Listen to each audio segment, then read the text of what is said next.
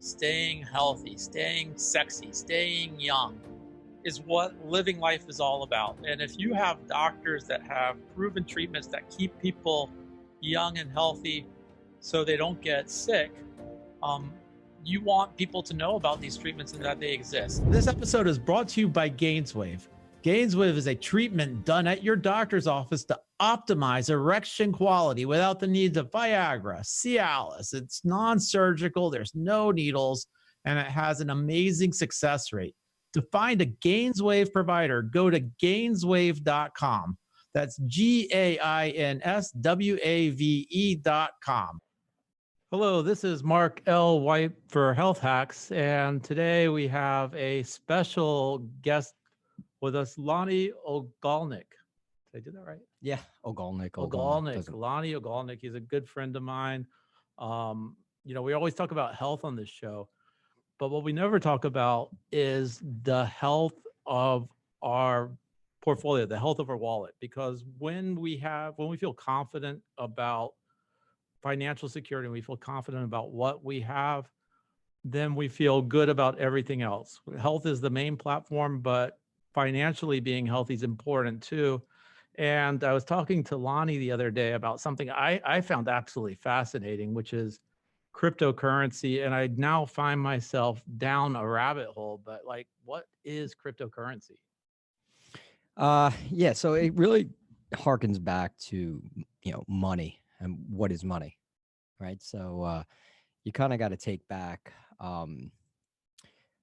maybe, 1,000 years ago when you had a farm and maybe you had some milk from a cow and somebody else had some hay to feed the cow, and the mutual respect for each other that I've got something to give to you, you've got something to me. Yeah, we trade. Right, exactly. So that, somehow transformed into a barter system. And then throughout the years, we moved towards gold as a store of value, where maybe a king or a queen of a tribe, a certain area, denominated their actual currency as a value, and you would pay somebody money to move goods and services. So if you fast forward to recent times, pre-1971, gold for 500 years has been a store of value. Yeah, but gold is something tangible. We see it, we know what it's worth, we can mine for it. Now, paper, on the other hand, anybody can print paper. Like, so we went from the leap from gold to paper, and somehow we've all put this belief that paper is valuable. Correct. So gold became valuable as a store of value because, like you said, it's scarce and we mine it. So let's say every year there's 2% in inflation because people are going to mine for gold, right? We're going to look for gold, and we've averaged 2% of new gold. So there's not a lot of it, and it's scarce. And so, everything that's scarce has some sort of value, whether it's a Picasso painting that has art. Today, a Michael Jordan rookie card has value. But gold over time has been a very, very good store of value. Why would the dollar then have a store of value? Historically speaking, the dollar was connected to gold, right? So the dollar was able to transform through space and time. So if I'm going to go to Europe and I'm going to give $1 for a goods or service, it equals a chip of gold. But the gold's back in the vault here in the United States or wherever your gold that you have is held. So it was a dynamic in a way to move actual money from gold, which you can't really move. Try to move, $10 million worth of gold today. Yeah, but you can wear gold, you can make it into jewelry, you can put it on top of a Capitol building, it looks pretty. Yeah, I agree. Everything's my watch has gold in it, right? But if you want to use it as store value and move that $10 million, what you need to do is you need to get a small army, because you're probably going to get killed if you don't have a small army, right? You need a private plane to move the $10 million. And then you got to find a place and locate where to store it, which is going to cost you money. So maybe one time to move that dollar in $10 million in gold is going to cost you maybe $250,000, right?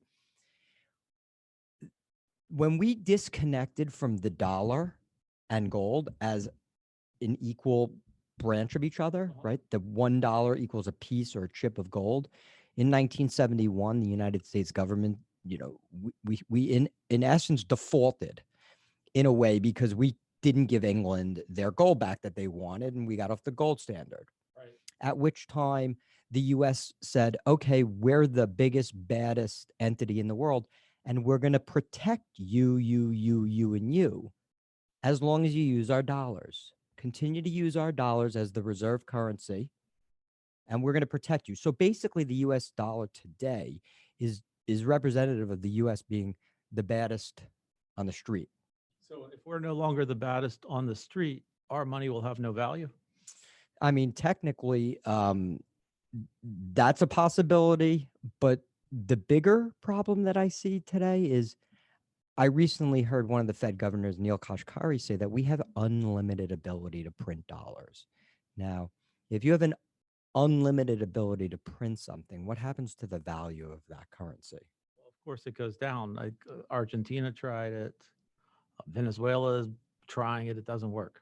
Right. So we're seeing today a revolution happening in front of our eyes. Like it's almost the equivalent of the invention of electricity. I see us living through the invention of electricity. But back to the printing of dollars.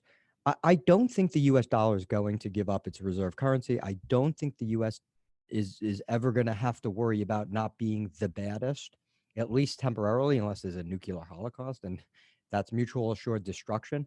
But for the time being, for the foreseeable future, the US is the biggest and baddest. Now, as far as what is Bitcoin and why is it valuable? Well, it takes that store of value of gold because in, let's say, Cyber City that's being built, think of New York City. There's 21 million blocks, hypothetically. I don't know how many blocks there are in New York City, but let's just assume there's 21 million blocks in New York City, and it's 1900, and your family buys, 50 blocks, 20 blocks, a block, right? There's no more blocks. You can't build any more in New York City. And with everything going virtual up into the cloud, there's a city being built in the cloud, right? With 21 million blocks. The second is the dollar, which takes your ability to go to Europe or Australia or Hawaii and spend money. You can then take your Bitcoins and it solves the problem for moving money over space and time. So it almost takes the world of golds as a store value and the time value of money, which moves quickly, and combines it into one new invention.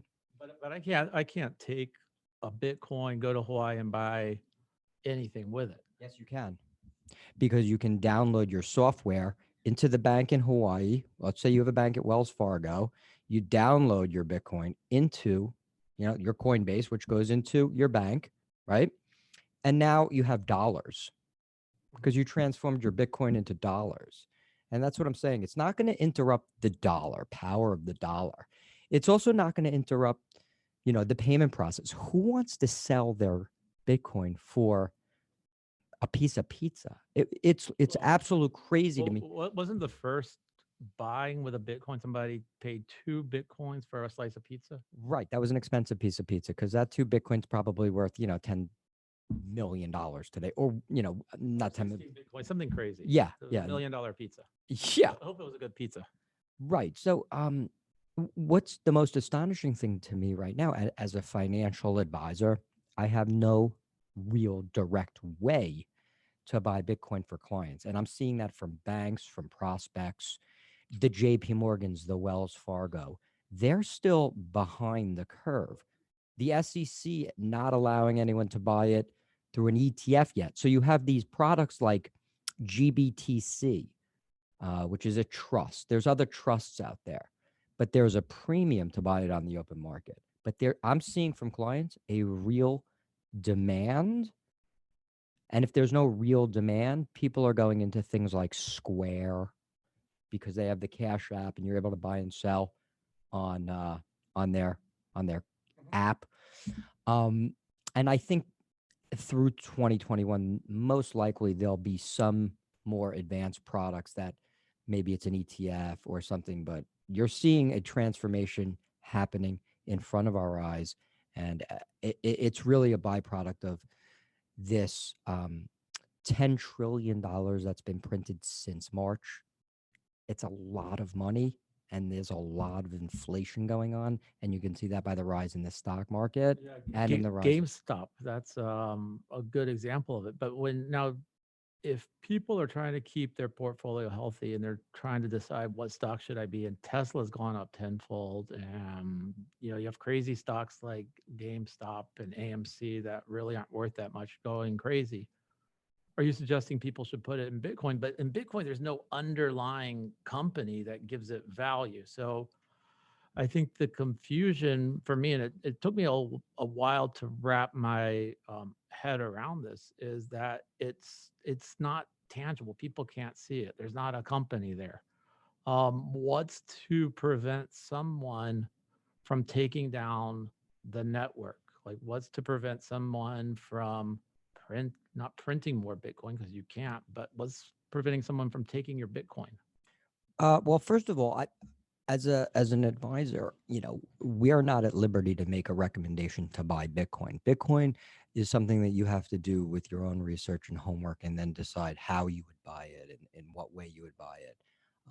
I can look at companies or stocks that might have a correlation. Perhaps they're using their treasuries to buy instead of having cash. They're in the blockchain network. But there's no, like I said, real way for an advisor to recommend to buy straight Bitcoin. That's anyone's individual choice. There's risk. Taking down the network, as far as I can see, you have a global network of computers working together that is an engineering feat unlike anything I think we've seen in our lives. I don't necessarily understand how the engineer built the airplane to take me from here to California, but we can do it, and we risk our families' lives in order to get there, because if one thing goes wrong, we're dead. The engineering feat, the nodes, and what's being built, there's been 13 years in which a hacker hasn't been able to hack the Bitcoin network. There's been about 6,500 attempts to supplement Bitcoin as the leader, and there really hasn't been anyone that's made an attempt or a close attempt. You're closing in on $1 trillion market cap. It's a pretty big number, and the more people adopt it, the more people, corporations adopt it.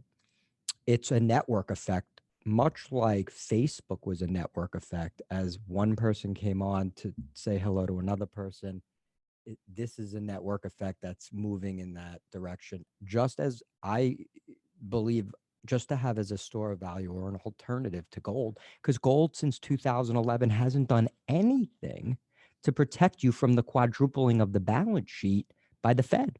Yeah, but when people right now, there's a lot of fear. The economy still is not on great footing, but people have their cash. They're putting it in the stocks. They're keeping it in the bank. Should people be looking at these cryptocurrencies? This cryptocurrency, it's this a fad? This is something going to be here in 10 years, 20 years, 100 years? Like, gold's been around for thousands of years. Right. So let's take a step back here to something you said about GameStop and AMC.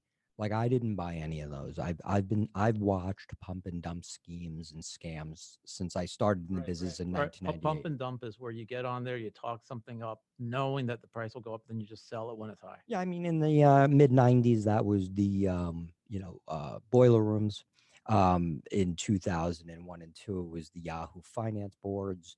But this one was interesting in the sense that you had very intelligent people that have been at home working. You had legit CFAs, and it started in a Reddit room with a handful of people that became 100 people, that became 2,000 people, that became 2 million people, and they're chatting about something. And when the government's sending out $2,000 checks to kids or families or parents, and they have the ability on Robinhood to just click a button, imagine 2 million people in a Reddit room, and they all decide one day to buy GameStop, and they have a hedge fund or several hedge funds that are short GameStop, meaning they're betting it's going down even lower, maybe to zero. They get stuck, they get trapped, And not only do the people who are jumping in buy more, the shorts have to cover, and it's called a short squeeze rally. What was disheartening to see there was some of the brokerage firms like Robinhood, they stopped people allowing them to buy the stock, which to me kind of moved the goalpost right in the middle of the game. And that, again, is a byproduct of the Fed probably printing a lot of money, putting it into the hands of people, and people sitting at home not having much to do other than to study stocks and options and different things. But you can make the same argument for cryptocurrency. People are sitting at home, they have nothing to do, they have money, they're in Reddit rooms or whatever, and then they start going onto Coinbase, driving up the price of Bitcoin and other things. Like, why is this different? Well, I think that there are a ton of cryptocurrencies. I don't touch any of them. I don't even look at them. I don't really know much about them. And you're right. There are a lot of pump and dump What is scams. it, Dogecoin? Or? Yes. I have no idea what they do. I wouldn't recommend anybody to buy it or do anything with it. But if you bought it right, you would have been a millionaire. Correct. And that's with a ton of stocks as well, right? Like there's stocks right now that was, 10 cents maybe a month ago that went to $10. I mean, that's gambling to me. Where I see a separation, once something becomes around $100 billion in a market cap, you want to pay attention to it. And Bitcoin's around 700 billion. And I often equate Bitcoin to the energy source or power source of, let's say, oil. Mm-hmm. And then there's another, this guy Vitalik Buterin, I went down that rabbit hole with Ethereum.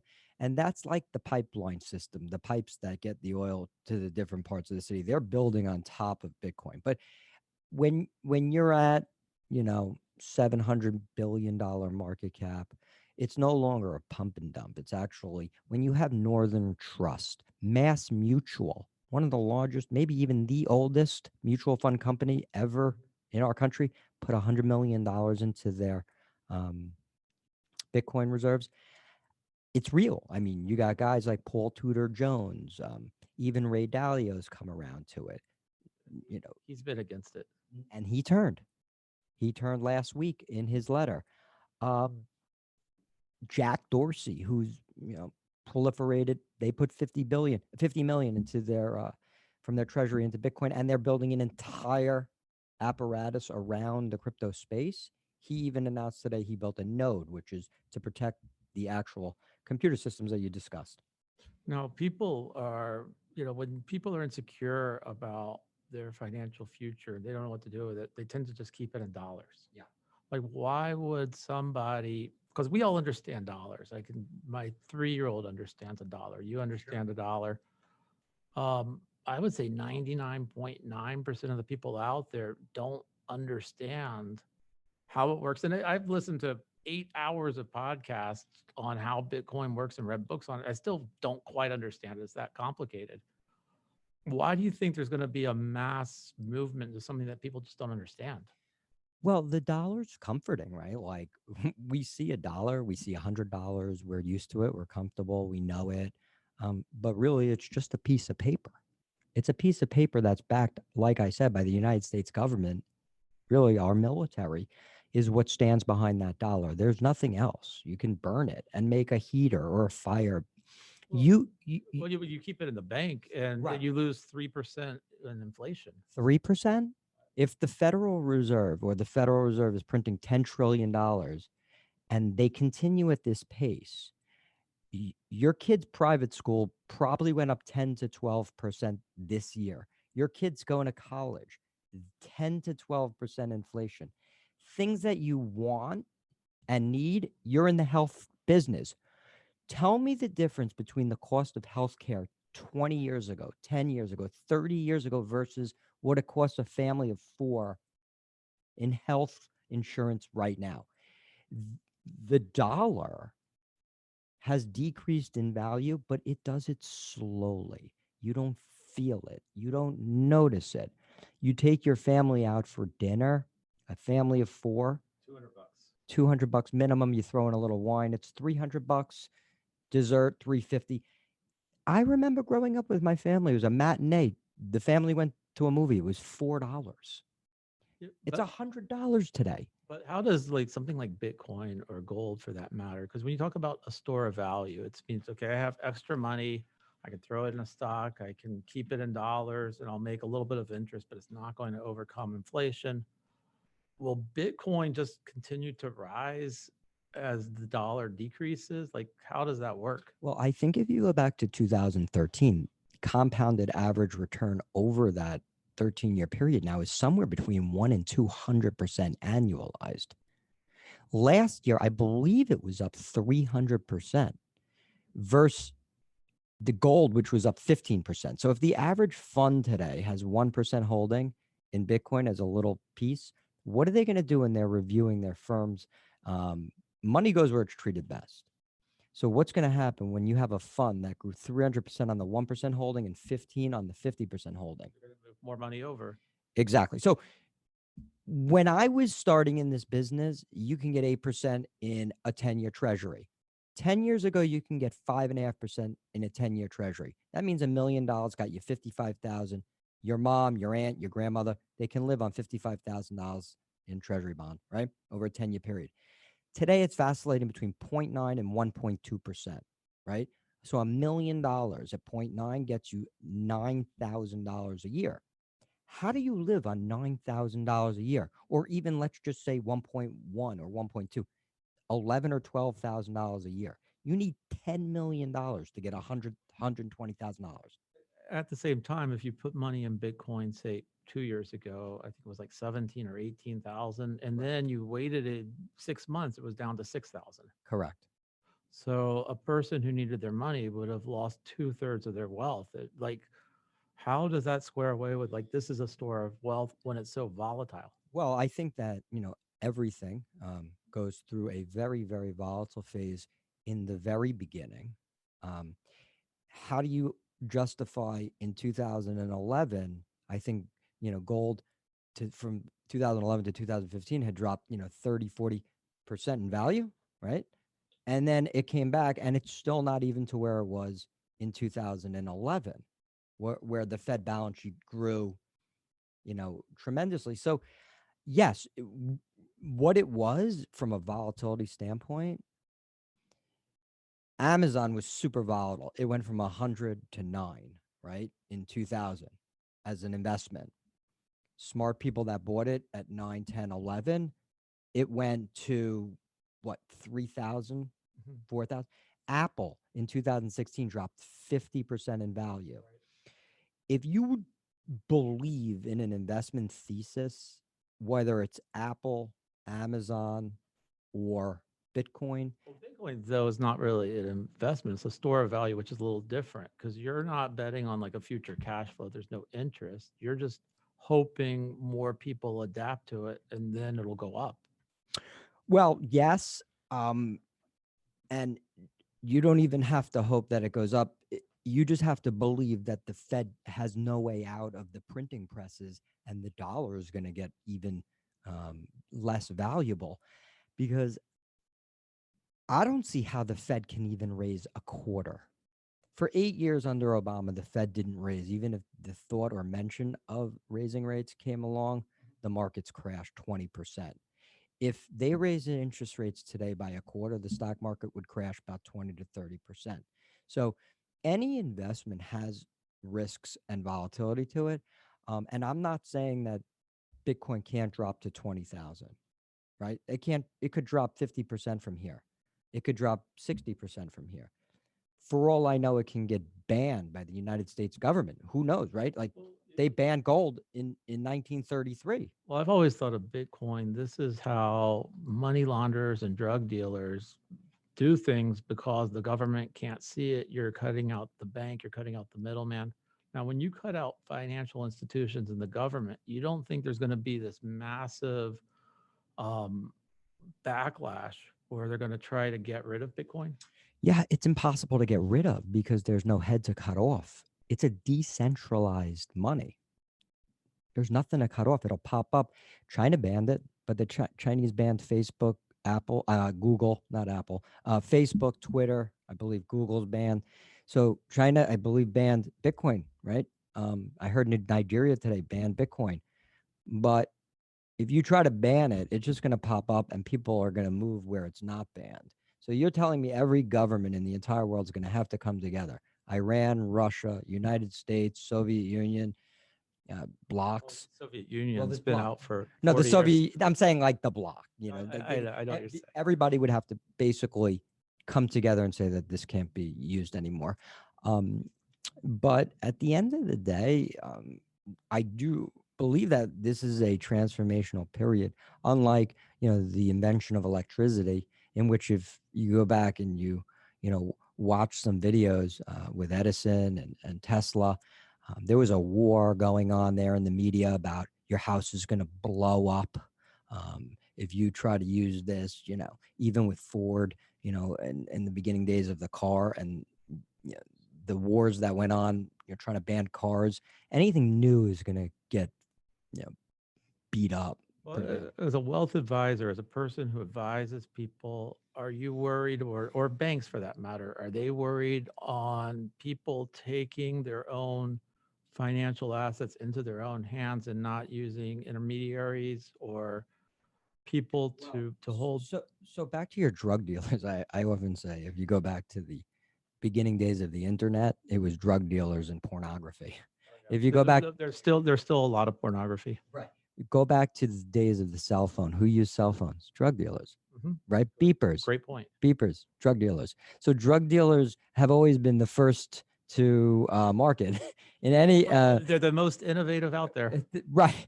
So I don't see that, you know, the beginning stages of the Silk Road and illegal things that were happening. But if you hearken back to those days in the very, very beginning, yes, there was a ton of criminality. But today, if you were to go to Wells Fargo and move your money into Coinbase and then Coinbase to a off ledger site, there's a trail. So if I'm a police officer, the FBI, the government, and I'm doing an illicit asset transaction, the last thing I want to do is be on the blockchain from my bank into Square app into a Tracer. I'm going to use cash. No, that's a good point. Now, why are we even talking? This is a health podcast. We're talking about money, but I think one of the things is we talk about ways, like healthy ways to stay healthy. We don't think about financial ways to stay healthy. Everybody, I talk to people all the time that everybody's a genius when the stock market's going up. Everybody's like, yeah, I made 20% on my money last year. I'm looking at the stock market. I'm scared to death. I'm looking at ways to diversify. I want to keep my financial life healthy because I know when there's stress, I'm not feeling good about that. Should people, and I know we can't, you know, like you can't make recommendations, but diversifying in these other assets, their Bitcoin is, you know, like I think it might be a sound thing to do. But what do you think about that? Like, should people be looking and saying, I should start buying some of this? You know, look, if you did a study, and there's some really, really smart people right now in this space, and I'm taking a course with Rick Edelman to get certified in the blockchain technology. He's been showing some graphs as a 1% allocation to your asset allocation in Bitcoin last year would have produced like 15 or 20% gain in a well-diversified asset allocation plan versus not having it in there. So there's an argument to be said to take 1% or 2% or 5%, but any investment in a risky asset is really, you know, just a matter of personal preference, right? Like money is two things to me. Money is what can it buy me in the future? A Ferrari, a house, a ring for a girlfriend that wants to be my wife. And money is how well can I sleep at night? Right. So sleeping at night for you might be 70% of what you're willing to risk, where for me it might be 30%, right? Like I might be much riskier on the curve, live through a lot more ups and downs, and I'm willing to accept a 50% drawdown on my equity where you're only willing to accept 5%. So everyone has their own risk tolerance. But I'm afraid today, as a wealth advisor, finding a safe haven investment vehicle for someone that's a little older is getting harder and harder. Because like I said, how do I get a return for a client who wants a risk-free asset? Do I give them Apple stock, which returned 64% last year and made less revenues than in 2017? Or do I put them in a 10-year treasury that was maybe 0.5 to 1% per year, didn't move? But let's not forget, asset inflation, your dollars, the asset inflation was probably 10%. That means you lost 9% on a 10-year treasury. Real asset inflation, things that you use every day that you need, not your CPI. Yes, your television is going down, but your healthcare costs are skyrocketing. Real estate costs. I guess that's another thing too. Is Yeah. I have people saying, no, you should go out and buy real estate if you have money. Real estate's always been a sound investment. It's scarce, like Bitcoin. There's only, like you said, in New York, there's only 21 million blocks of real estate. Why isn't real estate a better store of value? Well, real estate right out of the gates in Florida is going to cost you 2% in taxes per year. Plus, it'll be underwater in about 50 years. Well, it might be. I don't know, but that's an argument to be had. But you'll be underwater by 6% after you're done with your purchase, right? 6% commission from your broker. So you're underwater out of the gate. Then you got 2% annual just taxes, 1% in insurance, probably another 2% in upkeep, maintenance, right? So now you're talking 5% annualized. So in 20 years, your house better double just to break even. I don't see that as a good store of value or a good investment today.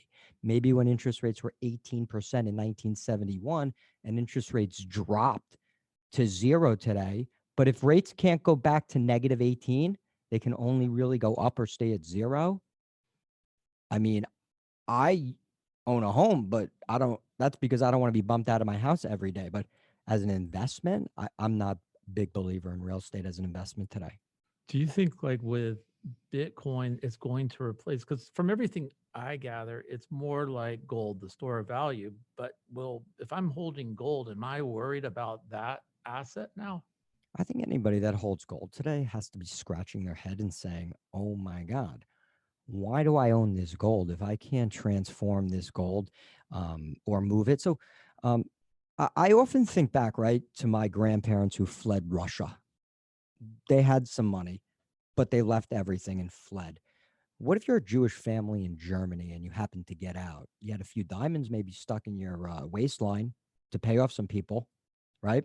What if you're a family in Venezuela and you see what's coming, in 1996, 1997, and you wanted to get out of there, but you couldn't? Or even last year in Venezuela, right? You can't take your gold. You can't take your bank accounts. You Right. can't take your business. So the value in Bitcoin is the fact that, oh my God, you have a dictatorship, a socialist regime. They're coming for you, whatever. Another, let's just say they go after, some race, creed, and you see it coming before it actually happens. You can get out of there with your money. That to me is the true value. That's what sparked my interest in even looking at it. Like, wow, that's interesting. You can stick that on a card and leave and get to a safe haven place and have your money. So that's where I believe the value is. You can't move your gold. It's impossible. It's ever since I've been talking to you about it, I've been looking at Bitcoin. I've been starting to dabble in it. I went out and I got this Bitcoin wallet, which looks like a USB thing. Right. My fear is that if something happens to me, nobody's going to be able to get that. And all my freaking wealth is sitting on a freaking USB card that nobody knows my passcode to. Yeah. I mean, that there is significant risk, right? Like, I'm assuming that the banking system and new companies are seeing what's happening, and there's going to be an emerging economy that gets, born out of this. And there will be places that, help you with that type of stuff. Estate planning. There's already places that are doing estate planning and help you with exactly what you said. But just like there's risks today, I think that history tells us that every single country, with the exception of a couple, have been overtaken through war or famine, where your gold has been stolen or your money's been stolen or your wealth has been seized. You're now taking responsibility as a sovereign individual to have your own bank account with that wallet. That's your little Swiss bank account, right? You have to have the responsibility to keep it. I mean, yeah, we're getting inflated away and we're getting taxed away. If you live in New York City today, what are you paying in taxes? The 39 federal, 10 state, what is it, 4 or 5 in local, plus your tolls and food tax and everything. You got to be at like 60% in taxes in New York City right now. Like, It's crazy. They're all leaving. Everybody's leaving New York and coming to Florida. yeah. So, I mean, like the money today it's, you have to find places that are going to at least, give you a shot of growing, or else you're going to get eaten away slowly.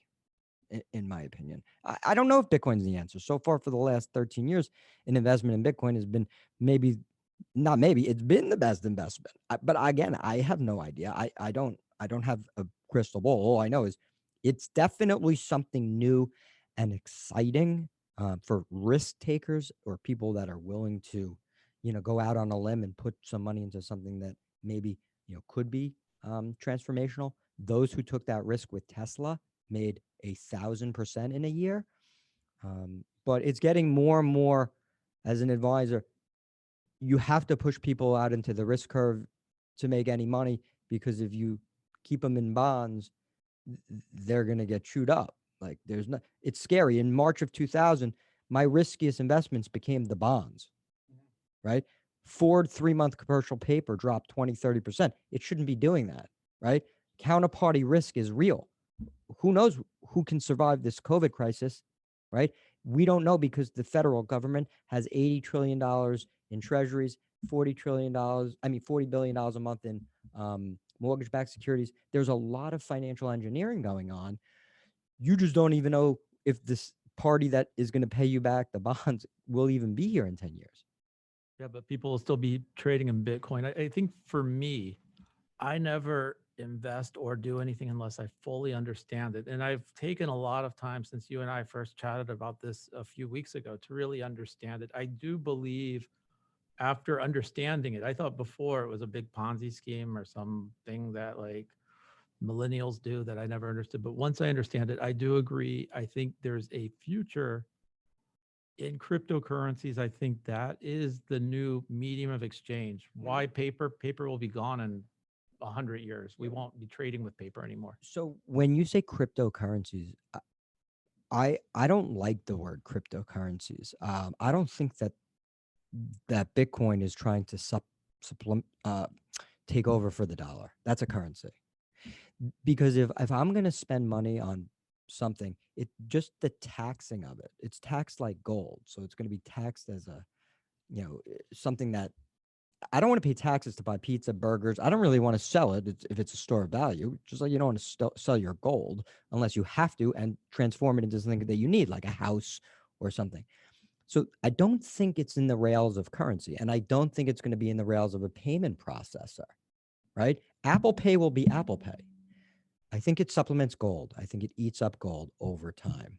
So it should be a hedge against inflation and a hedge against the stock market. Like if the stock market goes south, you would assume crypto or Bitcoin would go up. I don't know if there's any correlation whatsoever. It's a great question. I don't know either, but if there's a deflationary spiral where all asset classes are dropping, I have to assume that people will sell their Bitcoin to cover their margin calls in other asset classes. That's a great point. I didn't think about that.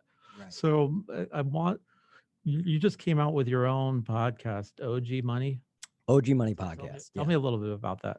So I was just, a young, entrepreneurial type kid. After college, I kind of went through the bad phase of post-college depression and all that stuff. And then I found the financial world, and I put all my energy into the financial world, and I grew. And I said, if I ever got out of this rut, I was going to write a book. So I wrote a book called The Heart of a Beast: Surviving in the Lone Wolf Economy, 20 years after I started in finance. And that was really just interviewing people that, made it, that were super successful. I really enjoyed picking the brains. I still do. So the OG Money podcast is really a play off The Heart of a Beast. What do? I chase people that are doing something special, unique, and I pick their brains so I can learn. I love to learn. So it's not necessarily focused on per se money, although we talk about money. what we're really focusing on is how did you get to the top of your game? How do you keep peak performance? How do you keep healthy? And I know the health, this podcast is all about health. So I want to learn about my physical health, my mental health, and my monetary health. And that's sort of where we are in the OG Money podcast. Now, in your 30 years of experience, what's the common denominator you see for high achievers, high performers? Like, what do you see? Like, what's the trend? Focus, like when people are achieving levels of excellence, they have an ability to just tune everything out, and really zero in on what exactly they are trying to achieve. So their goals, they're laser like in achieving their goals. And there's nothing that's going to stop that person from achieving it. I do think that everyone's a little bit different. So somebody might be intellectually intelligent, like a savant, like a Bill Gates, is different than a Steve Jobs, who I look at as more of a salesman, right? And then you have someone like Elon Musk, who's maybe a little bit of both. But one thing you can probably connect with all three of them is a laser-like focus on the goal. That's so interesting. And you have a website? Well, gordonwealth.net is where my website is for my business. You can find me at Lonnie at gordonwealth.net if you have any personal questions.